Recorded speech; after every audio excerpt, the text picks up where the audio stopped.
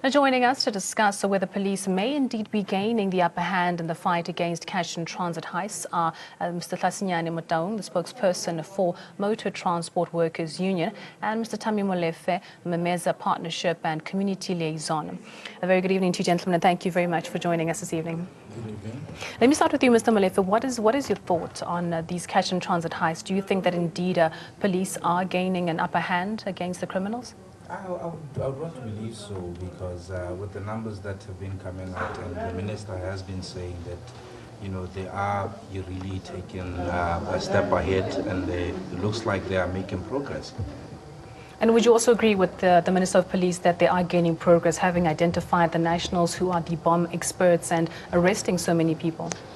Okay, thank you very much.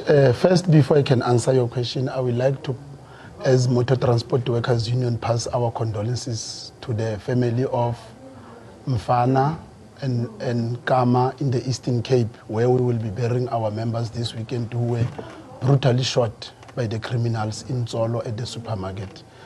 And coming to your question, we are saying now the police are there. We are saying they are there, and their response, if you can remember the cash in transit robbery that took place in, I think in Boksburg, the latest one in Boksburg, their response was satisfactory. So we can say they are there. And Mr., just talk to me about how you think that the security of the security guards that are actually transporting the money can be increased, because a lot of the drivers feel like they're not well equipped. They feel like the criminals actually have better guns, for example, than what they're equipped with. Yeah, I think maybe perhaps in last discussions that we did say that I do not think perhaps, you know, increasing the armor, increasing the guns would necessarily make a difference. But if we are going to be, perhaps we should look at innovative ways that we could perhaps be assisting these criminals. Perhaps let's not be moving as much money as we are moving. Perhaps let's look at perhaps using the bank systems should perhaps change. Look into using cards more often than cash. Perhaps, even, the security guards, yes, we can say we can increase the armor, but, at the end of the day, it will still mean that, more people are vulnerable out there. So it means that, we will have more killings or anything like that, And actually representing the drivers themselves, do they feel any more secure now that we've seen the police responding more quickly to these heists? They are feeling a bit better, safer than what was happening before. And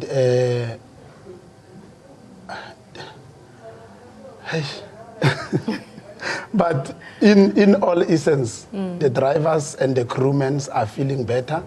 But yet we are still saying we do want the government to come to party. As I have mentioned that we are a bit happy of what is happening now. And as we can see that there is arrests that are happening, and that is also one of the fundamentals that are making us happy as a trade union. And one of the things we mentioned the last time that we had this discussion was about the companies themselves actually using intelligence to try and detect when someone might be planning to intercept the vans. Is there anything from the company's side that also makes you feel more at ease? The other thing that is worse, it's when companies are doing something and they're not informing us as a trade union, they're not informing the members. They're keeping everything close to their chest. And sometimes you ask yourself a question, why will these cash in transit companies hire us if they don't trust us? Because when they bring something that is going to help the company and us as employees, they must inform us of what is happening. But most of the things are still kept there as a secret. And some of them, you'll only know them the day when there is a robbery, to say, no, actually your truck is fitted with this and this. It was supposed to help you. Some of the things, they not like being open from the beginning. They just come late. So, Mr. Molefe, why do you think that this is the case? I mean, why aren't the companies being very transparent with their drivers? Do you think that perhaps they don't trust the drivers enough to tell them that there are trackers fitted into the vans and panic buttons hidden somewhere? I would not want to believe that perhaps is not keeping them on the loop. It's a matter of intelligence. I mean, if you are dealing with perhaps moving those amounts of monies, I mean, it all boils down to intelligence. Not everybody should know what is happening. Yes, it can maybe expose them into being vulnerable to these robbers. But at the end of the day, intelligence it's a huge way of doing things. It doesn't necessarily mean that everybody needs to know what happens. Well, joining us now via Skype is Mr. Rory Steyn, the co-founder of NSA Global Security Consultants. A very good evening to you, and thank you so much for joining us. What's your take on these cash and transit heists? Do you think that, according to the police minister, who said that they are actually gaining an upper hand, do you agree that the police are actually more present when it comes to these matters? I think it's too early to tell. Good evening to you and also to your viewers. Certainly, there has been clear evidence of police action, or certainly police attention to these heists that are, as everybody knows, way out of control. But I think it's too easy to tell whether or not we've managed to suppress it or get a handle on it, because the reality is that it's a very lucrative. I think we need to give the detectives and the specialized units time to get to grips with this problem and the scope of the problem. And I must give the police minister credit for, for the straight talking that he's doing on this. At least we're doing something. But my hope is that it won't just be talk, is that there will truly be action. And as I said on a previous occasion, I think the biggest need right now is for actionable, credible intelligence. We need to have sources that penetrate these criminal organizations, to find out where the source of the problem is, and by that I refer to how are they getting to know about where and when to strike. I think possibly too that it may well be time to consider some form of amendment to the legislation, possibly even to the Criminal Procedure Act, so that those security officers or any other person that is found to be leaking information that is leading to the death or serious injury of security officers protecting these vast amounts of cash are dealt with in much harsher terms. So in other words, stricter penalties for people that sell out their comrades in arms. Maybe these vans actually need something similar to an airplane black box, do you think? Well, I think without letting the cat out of the bag, I think that most of them, certainly the high value cash vans, actually do have that, and they have this foam that will activate and basically seal the whole thing off so that you can't get to the cash. And certainly they've got technology in there that is very similar to a black box. I mean, it doesn't record, or maybe it does. It records the radio transmissions and that sort of thing, but it'll certainly record and transmit the location. Now, just looking at some of the arrests that have been made, I'm just coming back to studio now to speak to Mr. Motong. Some of the arrests that have been made, we've seen some ANC members, members of different, departments, different faculties, different nationalities of people. How can we get to the bottom of where exactly these leaks are coming from? Are the drivers also willing to rat on those colleagues that they know are involved in leaking information?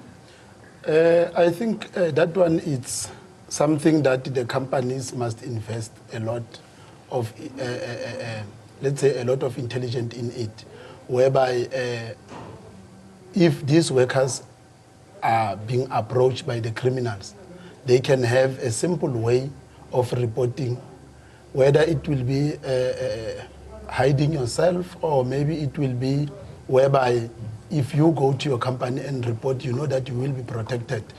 Some of these things, sometimes it's I know of some people whereby they have reported, but they did not get that much assistance, to a point of one of my friends did even resign because these people were approaching him at his house. And he reported to the company. The company did not give him that assistance. So he ended up resigning. So you see some of the things, it's easy to talk on TV because we are on TV. but sometimes the reality stuck somewhere behind. And I think these members can come out and give some information to the company if company, can have the right way of protecting the employees. So then is an anonymous, maybe SMS line the solution instead of coming out face-to-face to the bosses? Just SMS them that something might happen, someone has leaked information? Yes, that exactly would assist anonymously. So perhaps if reporting these crimes would definitely make a difference. Like we did say, it looks like everything else that goes along with intelligence. Somebody has to say something. We did say that this crime may not be solved by just, one person or anybody. It's just about, working together as different stakeholders to perhaps just assisting in this particular matter. Mr. Steyn, your closing comments? No, I agree with my colleagues on air there, and it's not the first time that we're saying this. It needs to be seen seriously and taken seriously because it's very serious. People are dying. These guys, I often put myself in the shoes of these security officers who, as I've said before, wake up in the morning, he straps on his bulletproof vest, he draws his automatic weapon, and he gets into this van, not knowing whether the people that he is working with, have told the criminals how and where to get him or her. And I think that's just the lowest form of cowardice, and we must do something to stop that. Well, thank you very much, Mr. Steyn, and Mr. Motaung, your closing comments. Thank you very much. As I have mentioned in my opening, that we'll be burying some of our comrades that has been killed by these criminals. We want to call on to the government. We're saying, just because they have arrested few people, they must not relax. We want to say to Minister of Police, as you have said, you don't sleep. We do want to see you. The day you will be in my house to say to me, Mr. Motaung, come with me, we are doing 1, 2, 3, then I will know that now really help has come. Mr. Molefe? Yes, the minister has said it himself that this is a work in progress. They are at least intercepting these at an early stage. They're working around the clock to perhaps, cap this crime. It's, at the end of the day is that let's all, bring all stakeholders together, see what we can do. Yes, the police are doing also the best that they could, but it's also as, even these companies should come together and also put their hand in to assist that, this should come to an end at the end of the day. Thank you very much for joining us in studio. The conversation does continue online. So if you want to give us your questions, your comments, your contributions to the conversation, you can follow us on Twitter. The handle is @AfroWorldView.